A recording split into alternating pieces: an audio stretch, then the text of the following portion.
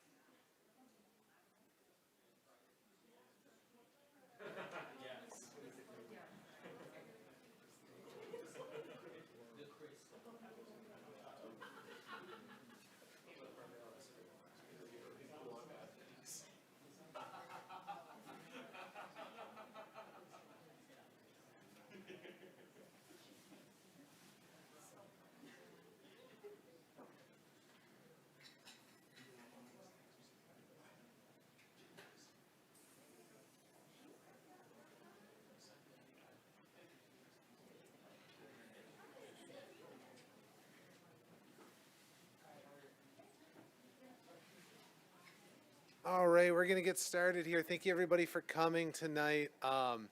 Before we get rolling into tonight's community conversation, a couple of housekeeping items. Just let everybody know who haven't been here in City Hall, restrooms are straight down the hallway. So if you leave from the council chambers here, take a right, you're going to find 2 restrooms at the end of the hallway. There's also another 2 if you go up the stairs right there. We're here tonight for our community conversation on automatic license plate readers, continuing our conversation that started last week, really started long before that, but specifically last week when we did it virtually. I'm James Curzan, the Assistant City Manager. We've got Police Chief Dennis Emmy. We've got Police Captain Casey O'Loughlin. We've got Detective Matt Goebel. And then our communications manager, Riley Coleman, over there. Another quick housekeeping item. I just want to let everybody know that no decisions are being made tonight. This is an information gathering. We're soliciting, this is staff-led soliciting of information from you guys, the residents. So just wanted to put that out there that this is a staff-led initiative. But before we move into the actual presentation tonight, I do want to give Chief Emmy a quick minute to make a quick announcement. But can I ask a question? Is it being recorded? We are broadcasting this now, and I believe it is being recorded for later viewing. Okay, great. Thanks. Yeah, so I want to thank everybody for coming. I know everybody's got a busy life. It truly speaks to your commitment to this community and the business that the city is conducting. Thank you all for taking time out of your day. You'll notice that it says ALPR Community Conversation. As of today, we have severed our relationship with flock safety. Yep.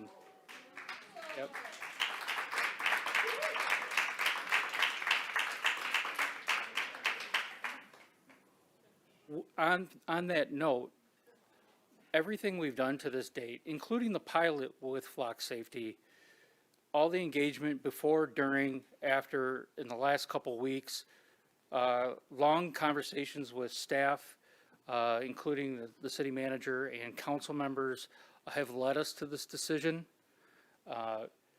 So we are shifting the focus. I am still an ardent supporter of ALPR technology in terms of investigating crime in 2025. This is standard technology used across the country, internationally. all of our neighbors are using some type of ALPR technology. So we really do want to focus and pivot the conversation to the use of this technology in our community as we try to improve the safety and solve crime in our community. So that's kind of where this direction is going. Your input obviously has made an impact on city administrators and myself in this decision to sever that contract. And this is the first public sharing of that information. It's right now. So there'll probably be some more information to follow, but this decision was made based on everybody's input, which is important. So I wanted to lead with that. So. Thank you, Chief. So again, I started last week's meeting with this, but the use of this technology does solicit some very, very sensitive feelings, sensitive views. And I want to just remind everybody of our discourse with dignity policy. We are here for productive conversations. So if we can abide by the discourse with dignity policy, it's actually located on the back wall. But we're looking for no profanity, no personal attacks or bullying. Please, remember these are our friends, our neighbors, our colleagues. So up on the presentation here, if you can scan that QR code, or if you could just join menti.com and put in that code. We're asking one quick question here. I'm going to give you guys a chance to scan it, and then I'm going to hit the start presentation. But in one word, what do you guys hope to get out of tonight? And I'll give you guys another couple seconds here, because I see a lot of phones going up.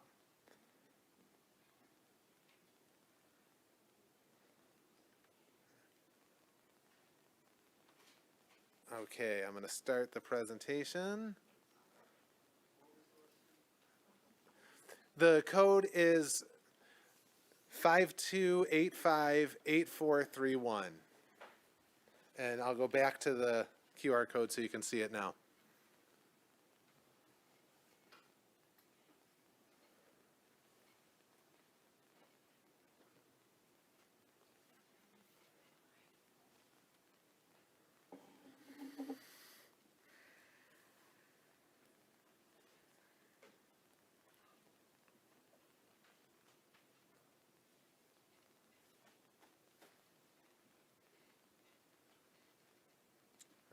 Let's check in on our word cloud here.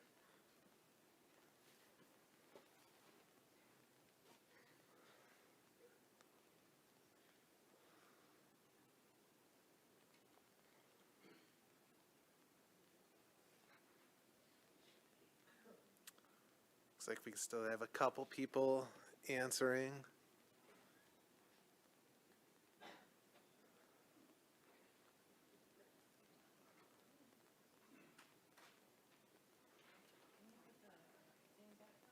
Yep, I can go back to the thing. You're fine.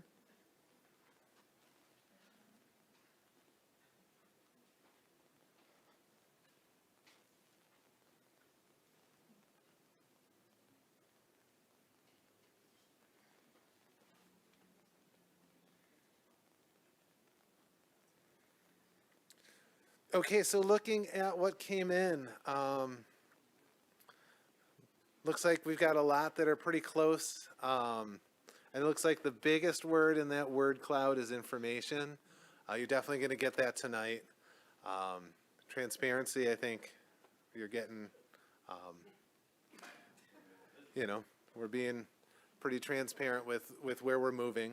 I also see, of course, a lot of excitement over moving away from flock. So thank you everybody for participating. All right, and with that, I'm going to let Chief Emmy take over the reins here. Yeah, I'm not sure, I had to step out for a minute, but I'm not sure what James shared with you. I'm asking you all to bear with us, because I know that many of you have seen variations of this presentation. And again, this is a variation, so there is new information in this. There's some old information in this presentation that many of you have already seen. So we're asking for a little bit of patience because we need to start at a baseline so everybody in the room understands where we're at to date. So that's why I understand that a lot of you have sat through this before. Hang with me. So what is an automatic license plate reader? An automatic license plate reader, or ALPRs, use camera and software to capture and analyze license plate information.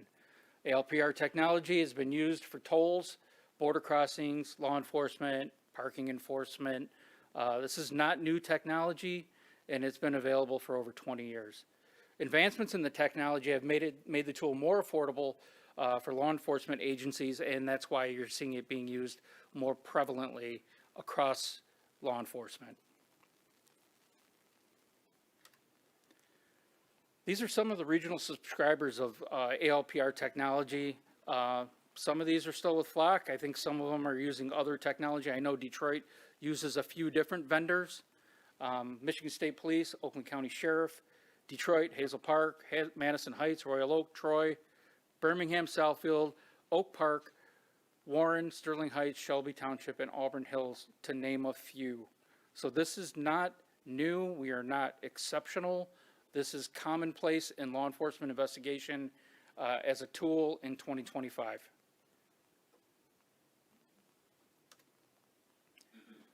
This map is old, but it's still relevant.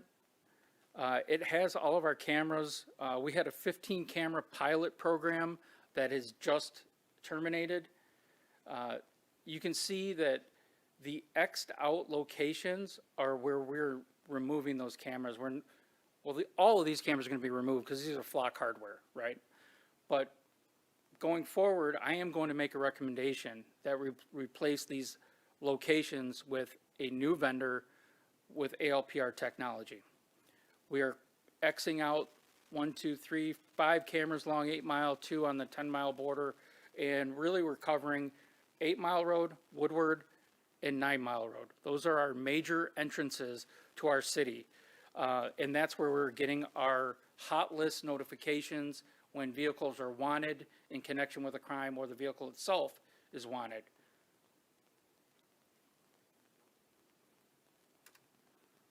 So how does ALPR work? It starts with a reasonable suspicion that a vehicle was involved in a reported crime. Must have identifiable characteristics of the vehicle type, plate, color, damage, or unique characteristics help us to identify and match to a suspect vehicle. Only approved personnel by our policy have access to the search mechanism of this software. Patrol personnel receive the hot list of a wanted vehicle as it enters the city. This is common across a few different vendors. We are still vetting, but that is a consistent likelihood with any vendor that we choose or recommend. So if you're an officer driving around on patrol, you will receive a notification that a wanted vehicle entered the city. This is a breakdown of our current users and the way they use the search engine. You're going to notice that Detective Goebel has a higher usage. It's just because he's handling crimes that are of higher serious nature and they involve vehicles. And he seems to be the, I guess, our resident expert in the search mechanism or the search software. So a lot of times he's even running these searches for the other detectives because he's just efficient at it.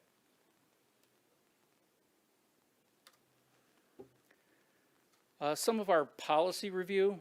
It was originally published in 2023, revised in 2024. The data collected validates that our procedures are working. And when I talk about the procedures, there is a perception, or I guess there are a percentage of misreads. Depending on the technology is continuing to improve, but the catch, or I guess the security features or policies that we put in place mandate that the officer actually compare the results with what he has in front of him or she has in front of him before they effect a stop. So they just don't see a hit and then make the stop. They actually confirm visually and check on lean, which is the criminal computer in the car, to make sure that it is valid. Because of those redundancies, we haven't had a stop related to a misread. Hot list alerts, officers must confirm the plate, the photo, match the vehicle observed before initiating the stop. This prevents improper stops despite ALPR misreads. 11, network sharing. We vetted over 700 agency policies and proved a one-to-one sharing with them. 42 agencies were rejected because they didn't meet our standard. The sharing vetting results, as we move forward with if there is another technology or vendor approved by City Council, this will have to be revisited based on their sharing. I know in the case of one in particular, Axon, is only one-to-one sharing. There isn't a national lookup where you opt in and everybody has it. But that's just an example. I don't want to get hung up on this too much because we are now severed with Flock, so some of this isn't relevant. How does the FPD's policy compare to the ACLU privacy model bill, which we have in the back if you'd like to read it? We've shared it.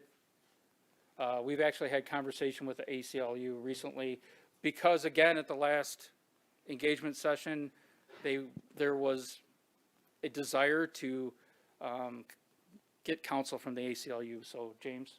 Yeah, well, and right now I'm printing more policies. I ran out. So right now in the back, we just have the Ferndale PD. But yeah, I spoke with their leading policy expert for the ACLU Michigan, Gabby, gonna forget her last name, but she and I had a good conversation to talk about their concerns and what they've done to help mitigate those concerns, which is putting together that model policy. Largely, our policy matches what the ACLU's model policy states. There were two key differences. One is retention. Their model policy actually calls for retaining data for 48 hours. They've actually moved a little bit on that as they're moving towards trying to get the state to push legislation, and they're now recommending 14 days. Our policy is 30, and they understand that there's a reason we need, sometimes crimes aren't reported for 14 days, right? So we need it for a little bit longer. The other difference is in the standard for search, and I'll let the chief talk more about this.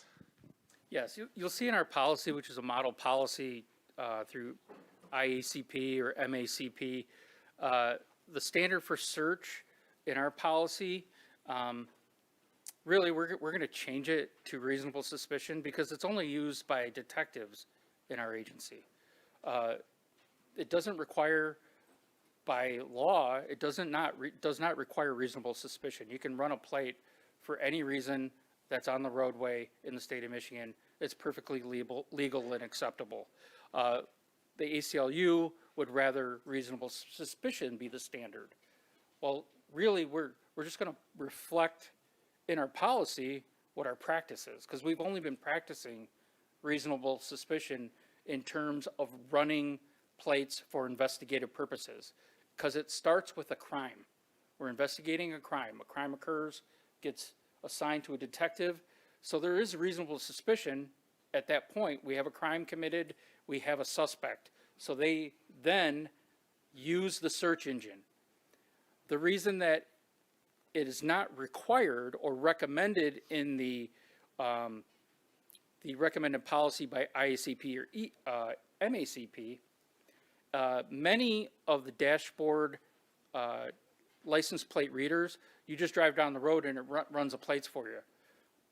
It's a great feature. It runs plates just like an officer would, but it does it safer because the officer's not distracting and splitting their attention between operating a car and operating a computer it really is safer. So that's why that is. But note, we're actually moving in the direction of the ACLU recommendation because that's what we've been doing anyway, is reasonable suspicion rather than no reason at all to run a plate. Without getting really in the weeds about different standards or thresholds. And again, this is an image of what an officer would receive in the car. This is the flock image. I don't know what vendor we use, but I would think it would be somewhat similar. We're talking about an image of a car, an image of a plate, and a location of the camera that it tripped. That is it. This is not high definition video recording. This is not facial recognition. Those two things keep coming up, and I want to reiterate, this is not that. This simply captures a image of a license plate and the picture of a vehicle. That is it. And that's what we are going to request if we were to do a vetting process for a new vendor. We're going to recommend and demand the same type of system. So these are the cases since we've had FLOC or ALPR that have been investigated, and this technology has lended to convictions, obtaining warrants for domestic violence, fleeing and looting, attempted homicide, narcotics investigations, stalking, homicide, vandalism, home invasion, fraud, felonious assault, weapons offenses, stolen vehicles, and larceny and retail fraud. So it gets a lot of use. I promise you, this is invaluable technology for our profession.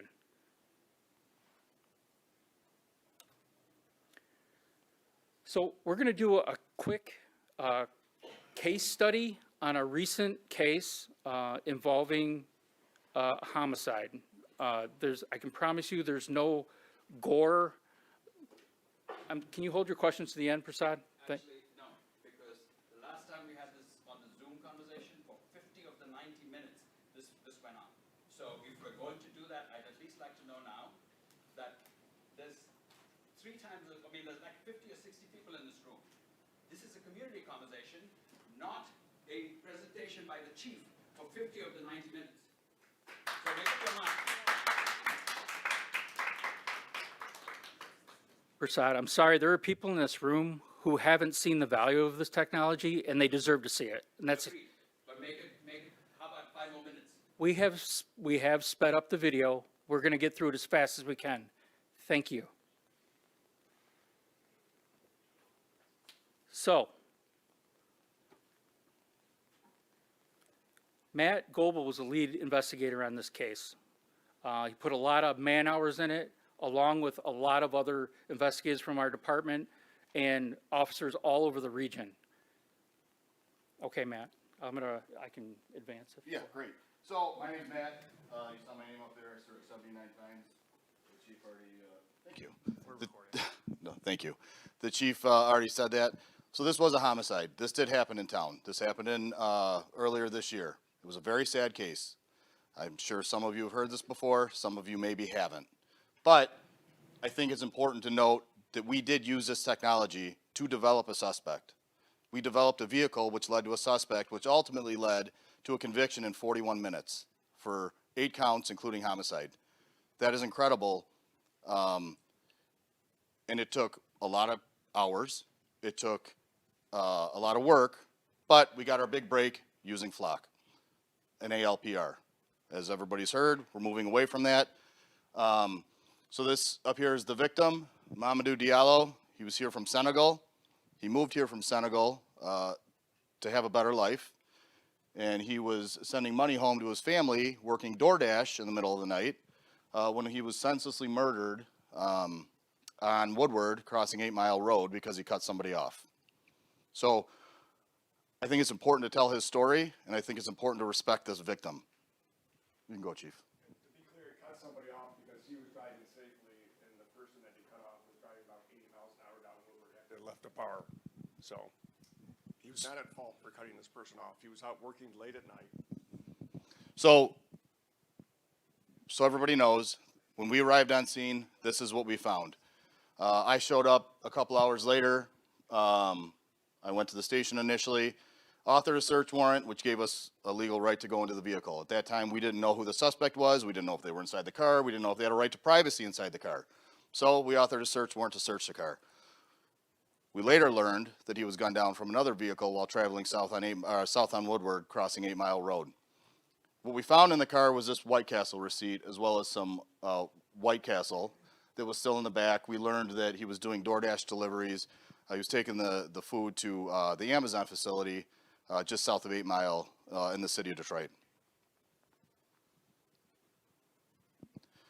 So this is what we have to work with, and we kind of work backwards. So we started at White Castle, and then we moved away from there, trying to come up with suspect information. As you can see, the White Castle video is not very great, but we ultimately went to the car dealerships just north of there because we wanted to see where he went. We wanted to see if he had an interaction. And you'll see here in a moment that he does.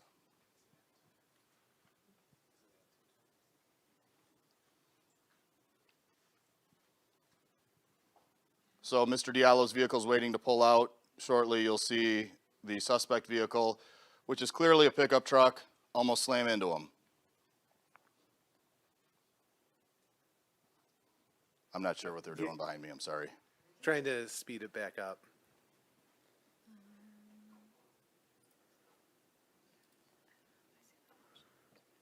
I don't see it now. Wasn't there any full screen? It wasn't at full screen. It wasn't there any full screen. It's weird. Yeah, you're good. Go ahead.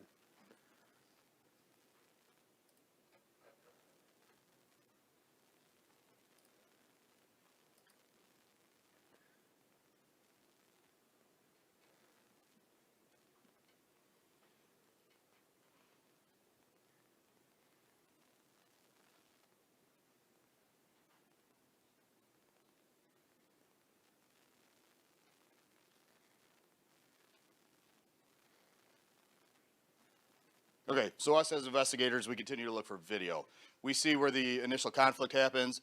We continue south. We get video from from businesses south of there. You can see the truck again, clearly a blue pickup truck, waiting for the vehicle. That's when we start checking for pickup trucks that came into town or were in town around that time. We did get the flock hit, which ultimately led us to locate it here, parking to go into Orchid Bar.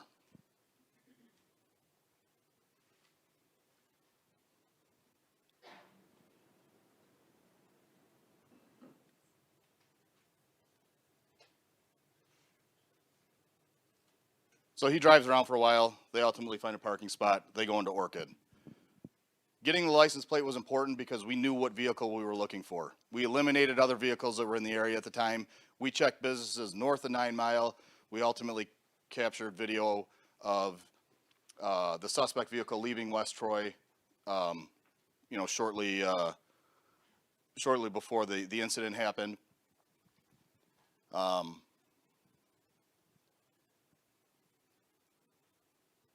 So it provided an investigative lead, a lead that was very important, a lead that really broke this case open.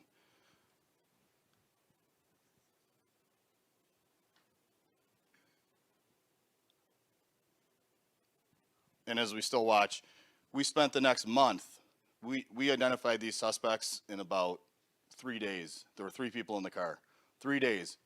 But for the next month, we strategized, we continued to gather evidence, more intelligence, and ultimately were able to develop the primary suspect through the help of surveillance video, as well as conduct physical surveillance on the 3 individuals in the vehicle.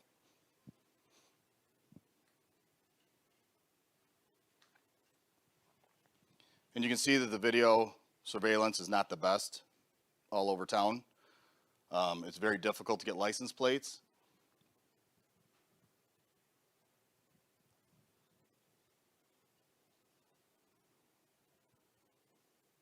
So we didn't just run out and look for this car. We knew what car we were looking for. We spent a month determining who the suspects were. We wound up at MGM Casino in Detroit, writing search warrants for their video, developing suspects. Ultimately, we executed search warrants. We arrested 3 people. We exonerated 2 of them. We knew they weren't involved. We found the murder weapon inside the main suspect's house, who you'll see on the screen in a minute, which ultimately led to prosecution and a conviction.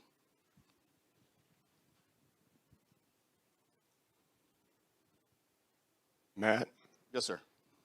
was the flock evidence used in court? It was. The judge allowed it? The judge allowed the flock evidence, and the defense attorney never objected to it.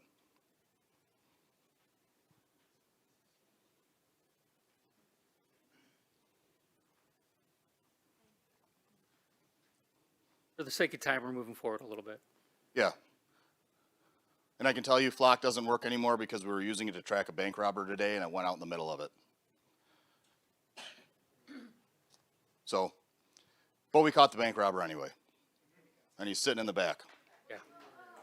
But, no. But no, wow. But you know what happened?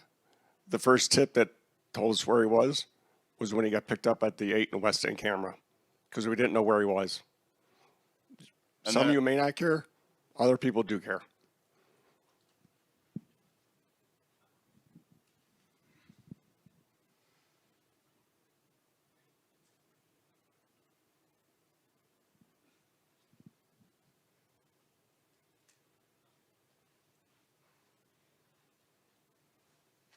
Is there a suspect's return to the car?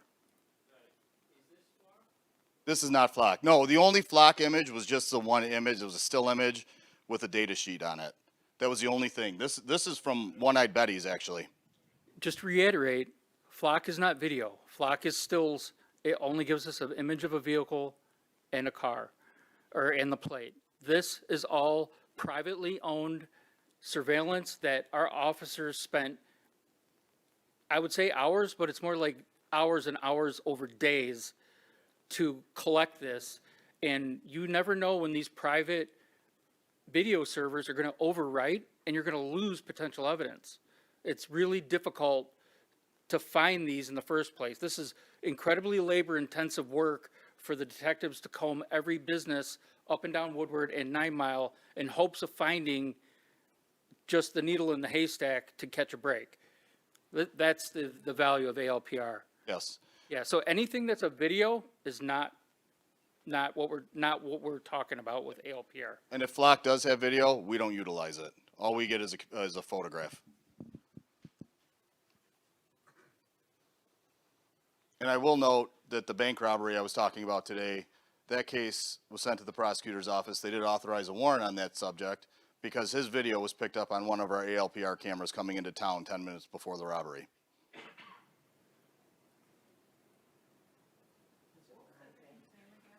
What's that? First Merchants, I don't know. Mamadou Diallo? This victim? Yeah, Mamadou Diallo.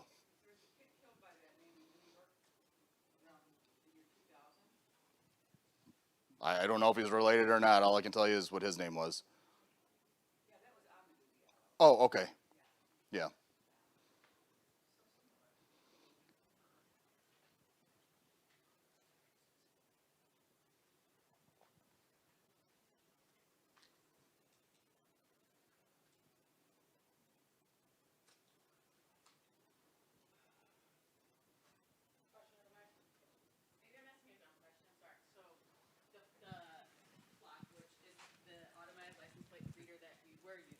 Yeah, I'm sorry, I just can't hear. Hang on. I can be pretty loud. I work with kids. Yeah, but it doesn't. No, I appreciate it. Okay, so I'm a little confused. Maybe it's a dumb question. So the flock system that was used, that is no longer used, that is the automatic license plate reader, was utilized when? Like When what? before you started tracking everything? Like, I'm sorry, I don't understand your question. For this case? yeah, that we're following. So like all that we're watching has happened before, or after the use Well, of an this is after, no, Right. if I understand your question correctly, Yeah. if I don't, Yeah, please ask again. yeah. We used it after we determined that it was a blue pickup truck that was Okay. involved. So everything we're watching now is because you had the license, you were then able to follow the person? No, no, we followed them. We followed the truck on video, Yeah. which is a blur sometimes. Right. But we were able to determine that vehicle Yep. because the flock camera Yep. took pictures of it. Yep. And then when we saw it up close, we said, "Hey, that's the same car." Yep. And then you're like, great, we'll follow that person throughout to see what their day was. No, Like to see what. So why are so like? Is this a dumb question? Why are No, we it's not. following right now? Dumb question. They have to go around to every individual business's Right. camera for days and hours Right. and days to get all these videos. None of this is from Flock. Right. Flock just gives, Right. just identifies the Yes. Right. So they like. I'm seriously not a person that wants like lawlessness. I'm literally just trying to understand. So you've got that it's whatever, a blue pickup truck and the license plate XX2555. Fine. Got it. If I may, Yeah. all the video around the 7-Elevens, your gas Right. stations, your businesses, Right. they provided an image of a vehicle, but that is like a needle in a haystack for identification purposes and proving that that person was in the vicinity to put them at a scene. So ALPR technology does two things. It helps us identify and place somebody near the scene at the time of the crime. It does those two things for us. Right. In this case, it identified the vehicle, the owner, and then from there we can go find associates. But then we have to recreate this. This is the video that the actual prosecutors at Oakland County saw, and it helped them come to the conclusion that this is the person and authorize the warrants for their arrest. Right. So that's where the flock comes in. Right. I'm Or still. ALPR. Yeah, I'm still confused. So we're watching these. What are these videos telling us? these videos are the sequence of events. These videos, so we had Right. video, the flock image was from before all of these Right. events. They came into town at 11:41 Right. p.m. Would you have been able to access these images without an automatic license? Like, would you have gotten to this point without an automatic license plate reader? Would That's we what I'm have trying been able to understand. identify a license plate? No. No, I understand that. Yes, we would have got these videos. Yeah. Okay. Absolutely. So then I'm trying. I just try. No. I'm trying to figure out like where. Well, where just does Flock just play? just to say something about Where does that. Flock play in this? I get we're watching the whole thing. Yeah. Where does what step was Flock? Did it already? Like that's what I'm asking. Right, and so that allowed you to like get the pickup truck, and then you were able to recreate events because you knew what you were following. Step 1 was White Castle. Step 2 was the dealership. Step 3 was the dealership, which was the video you saw where the crash almost happened. We knew it was a pickup truck. Step 3 was looking for that pickup truck or a plate associated with that pickup truck in town around the time of the murder. And flock was used. I would argue hundreds of hours, yes. Yes. So the surveillance video from the bar area told us that it was an expensive high-end GM pickup.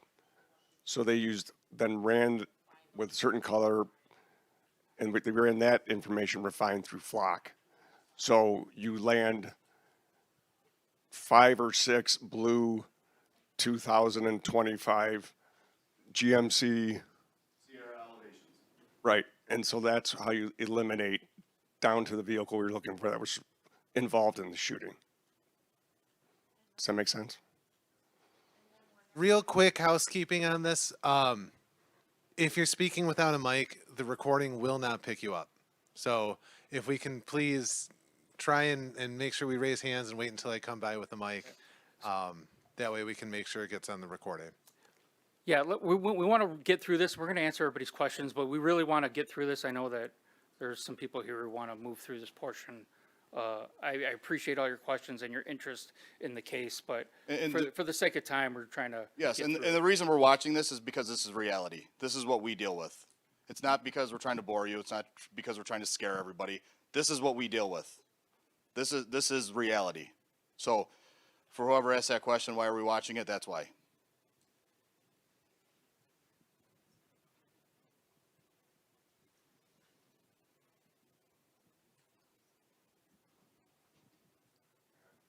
Yes, sir. Yes, sir. What do you think the probability of solving that homicide would have been without Flock? Unlikely.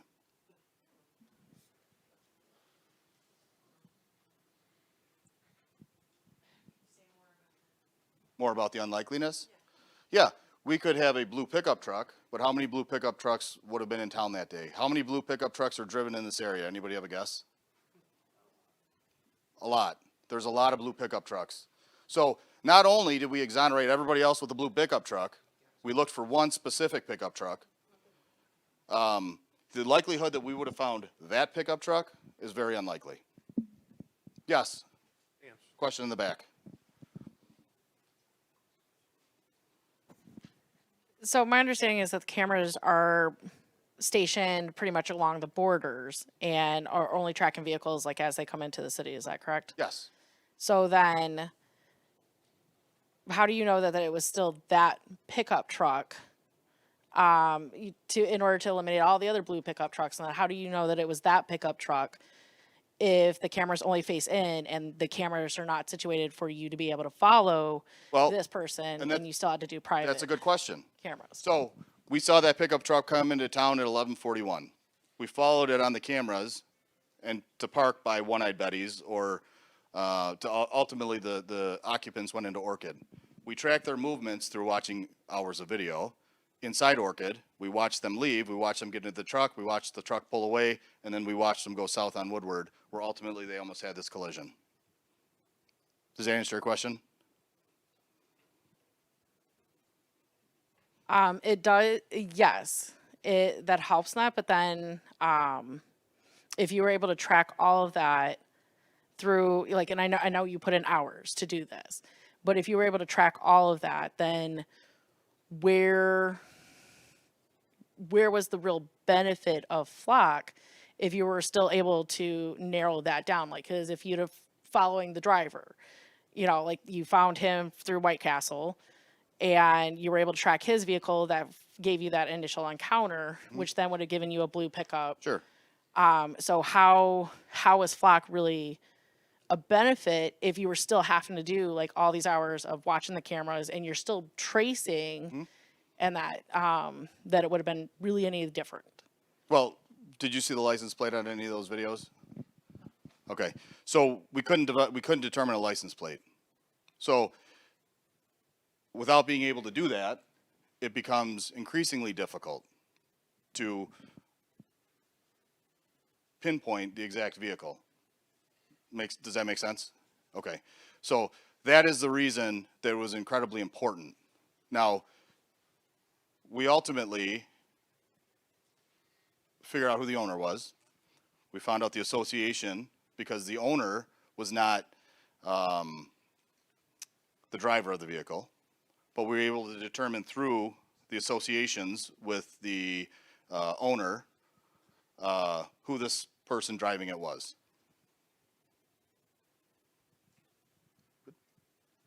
Thank you, Matt. You're welcome. Those are all good questions. These are some notable outcomes that came from our ALPR system. Without our ALPR system, we may not have solved these crimes. And these are not retail frauds. These are incredibly dangerous crimes against people. Armed robbery, home invasion, breaking and entering, carjackings. That one was actually Hazel Park, but that they tripped one of our cameras and we were able to help find them. Attempted armed robberies, second-degree murder, that was the case you just saw, an attempted murder, a shooting at a local bar, and our cameras came into play on a recent homicide in Hazel Park where there was a murder of a mother and her child. Sir.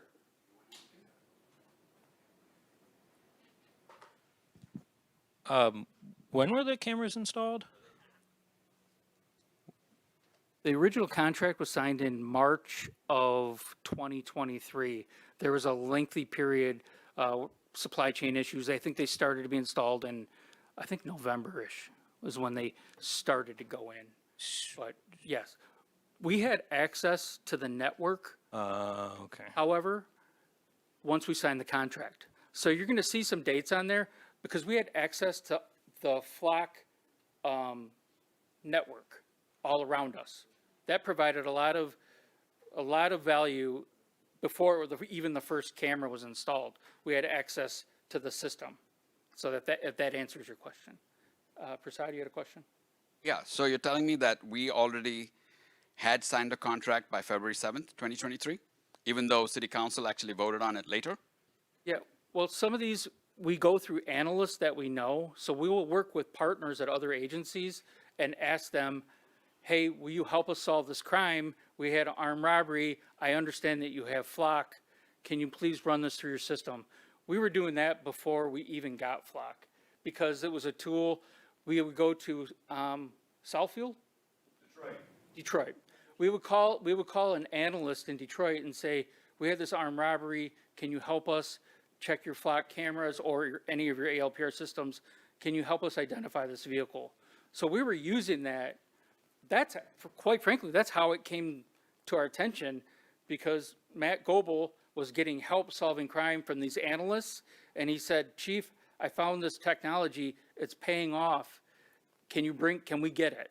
And because of these, these cases that predate our contract, that's how it came on our radar to its value. So we don't know whether any of those, well, in that case and any other cases that you might have used, that the Ferndale flock contract policy, the Ferndale flock contract and the Ferndale policy that city council voted on were actually being followed by these other jurisdictions from which we took the data. I don't know how it's relevant, but okay. Yes.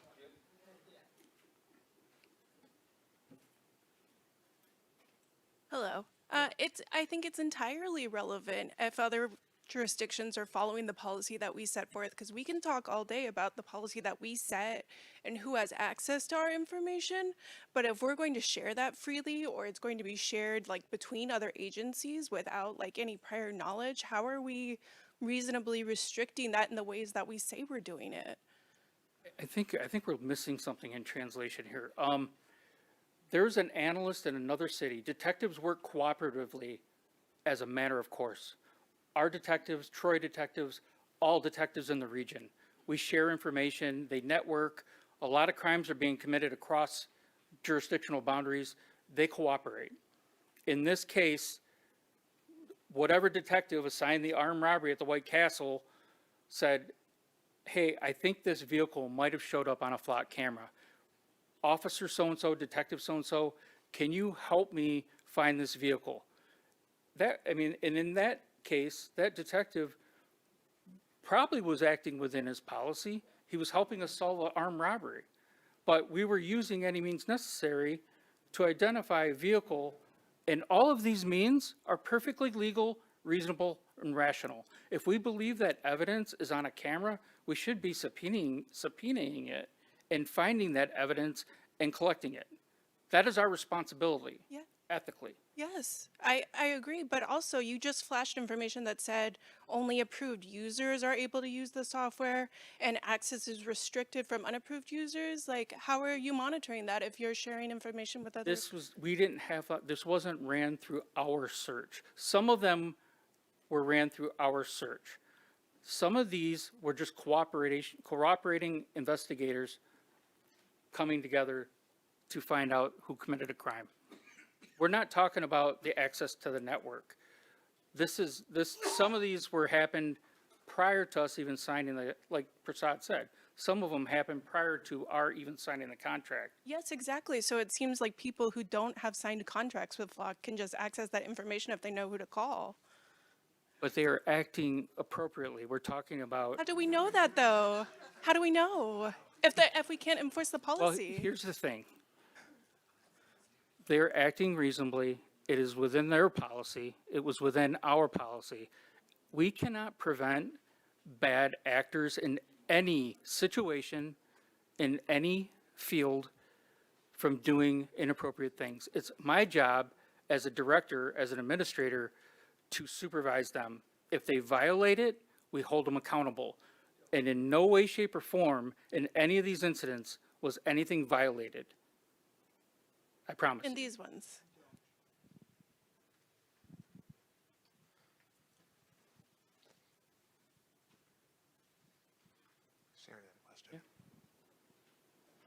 Thank you.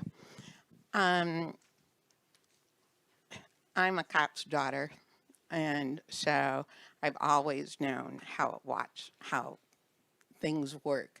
But common sense tells me for decades since I was a little girl, police departments have always cooperated with one another. If a crime is convicted in Garden City and the criminal goes over to Livonia, Livonia intervenes and they help and they cooperate together long before any kind of surveillance was available.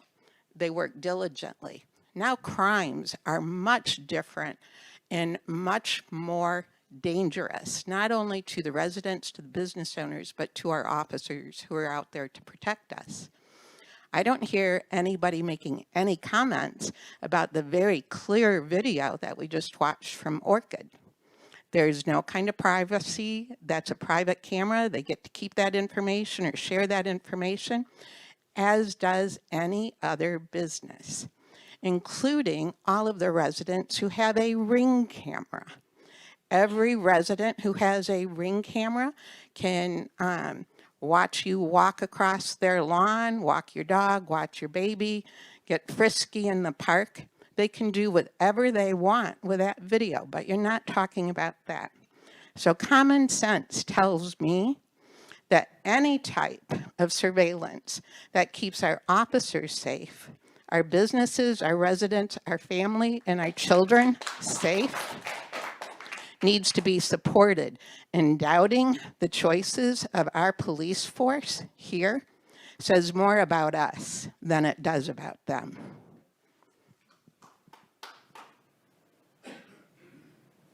So we're going to get through this, and there's going to be a question and answer period at the end. So I'd just like to remind we're at 52 minutes into this meeting. because we're answering questions, Prasad, that's why. Still doing a presentation. We have things to say too. We're getting there. We would have already finished if we went through it. Don't try to tell me what to do. Let's keep it Can we- simple, folks. Please follow the rules. Yes, Oh. please, let's remember the discourse with dignity. All I said was we're 52 minutes into the meeting. Okay, moving forward. So what happens without this technology? We will lose access to the flock database, our access. We will adversely impact our ability to solve crime. We will require more staff to investigate crime. We will lose connection to our neighboring cities, and we will lose a level of deterrence. Looking ahead, the Ferndale Police Department is vetting a number of potential vendors for ALPR technology. The Ferndale Police Department's goal is to balance ethical standards and the expectations of the community while providing investigators the necessary tools to solve crime. What we are looking for in a vendor. Going forward, we're looking for character and a reputation, a quality and reputation of the vendor, cost effectiveness, customer service and maintenance, image quality and accuracy, intuitive search software, and hopefully a sizable network so we can maximize the potential of the technology. Now it's conversation time. If anybody has any questions, we're going to continue to hand this mic, and we want everybody here to have their questions answered. You can weigh in on anything you want, and we'll do our best to answer the question. Thank you. So much like I said during the Zoom meeting when we did this last week, we're trying to do a conversation. So, you know, typically in this room when you're doing public comment, it's a one-way thing. This is meant to be kind of a two-way conversation. We want to hear your concerns. We want to be able to try and answer your questions. But remember, let's try and be respectful. It looks like there's, you know, north of 40 people in here, and everybody has opinions on the matter and wants to be heard. So try not to monopolize too much time at one point. So with that, again, please don't start asking your question or making your comment until I get there so we can make sure we get it recorded. So you had your hand up first. Good evening. I'm the superintendent of Hazel Park Schools, of which 30% of Ferndale is Hazel Park Schools, and we have 2 schools within your boundaries. I am the superintendent of the young boy that lost his life, and without that, we would not have been able to get that the way we did. I spoke exactly to the detective today. I think about the school safety issues that we have in our country, and I'm grateful for having this. And I'm also a Hazel Park resident, so that cooperation was key in catching his murder, and it's key to keeping our school safe, or if a child is, God forbid, taken. Thank you.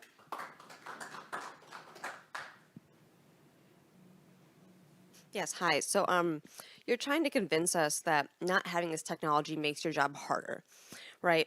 But I'm a scientist, so I follow the data. What hard data do you have that shows that your time to solving crimes has improved because of Flock? Or what data do you have to show that any crime actually was deterred during the time of the contract? I have 30 years in law enforcement, and I know how crime gets solved. And I know how difficult it is to solve. And I can tell you that many of these crimes, you are looking for the needle in the haystack to develop a suspect. And in these cases, it provided evidence that someone was involved in a crime, put them at the scene, and in some cases identified them. Is it possible we would have solved it without? Maybe, maybe not. That's not a chance that I'm willing to take. I would rather depend on technology. Technology in law enforcement is not new. Fingerprint technology was the first one. DNA, radio dispatch cars, many, many technologies have been introduced to my profession going back to the beginning of the profession. We need to commit to technology that makes our community safer and helps us solve crime. And just to follow up on that, there was a case from 2000 and what was the dollar store murder? 2010. The technology wasn't here then. We know who did it. We can't prove it because the prosecutor's office won't write it. Had we had their vehicle coming into town at that time, it certainly probably would have pushed the case over the goal line, I guess, so to speak. And keep in mind, in that case, we had DNA. We had DNA in that case. We had cell phones pinging all around us, but we didn't have one more piece of evidence to push it over the finish line to get an arrest warrant. That's a fact.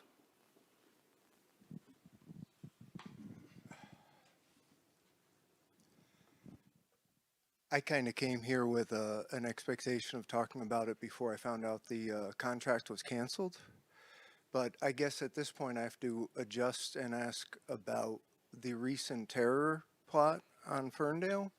And did Flock have anything to do with you helping thwart that? And how quick, and are you still following through on finding another solution, a technological solution that the city council will agree to? Is that the plan? Yes, as far as the FBI investigation, that was entirely an FBI investigation. I have no idea. I know there was a lot of physical security, meaning teams, investigators, undercover people involved in that investigation. I cannot tell you whether ALPR technology was used in that investigation.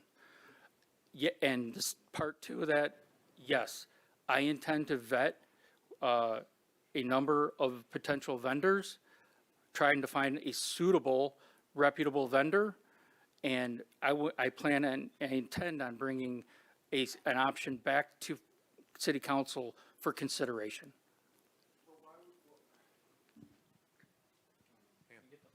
Yeah, I'm coming back. Why did they get rid of it until you had another solution? What was the decision there?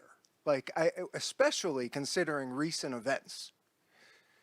I understand. There is a strong feeling in the community that they did not want Flock as a vendor. In particular, I know there's feelings about the technology. The consensus was that our community was not happy with the vendor.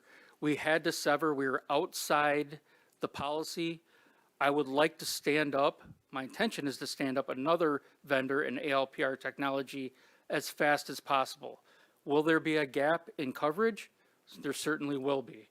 Between now and who knows, it may take a year to install. We don't know. That's part of the vetting process. Do you think that'll attract criminals to Ferndale without having? Why Why is that a silly question? It is Show me the- absolute, show it's me not a the- silly sh- question. Show me the, what is it? John Kenneth Galbraith said that, show me the incentive, I'll show you the outcome. What's not incentivizing criminals from coming here? It is not silly. Yeah.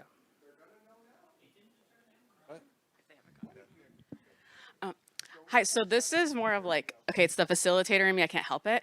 This is my first time coming to one of these meetings, not my first like knowledge of what's going on, but it's pretty clear there's like there's like a very large barrier between opinions, right? So I'm going to ask a question to the group. If you find yourself on the side that is less interested in, now that Flock's gone, so but we're just going to use Flock as the example because that's what it was. If you find yourself not interested in Flock or something like it, do you want lawlessness in the streets? Because that's the kind of the conversation I'm just curious. Raise your hand. No, I'll get to it. No, I swear I'm going to change your face. I swear. Raise your hand if that's what you want. Okay, so only two, but there's a lot of conversation that anyone that is against it, wait, I'll get there. Anyone is against it, like that's what people are wanting. I got a feeling that's not what they're wanting. Now I have to ask, those of you that are on the side of liking Flock, do you think there's any chance someone that is a police officer, is in, law enforcement, might use it in a way that is not correct? Is there any possibility, not individuals, I'm just curious. So if you're not for Flock, it looks like most people don't want lawlessness. Got it. Cool. I think we can all be on that page. And those who are for it, do you think that there's any chance somebody would misuse it or our laws would change and it would? So that's my question. Anyone think that could happen? No.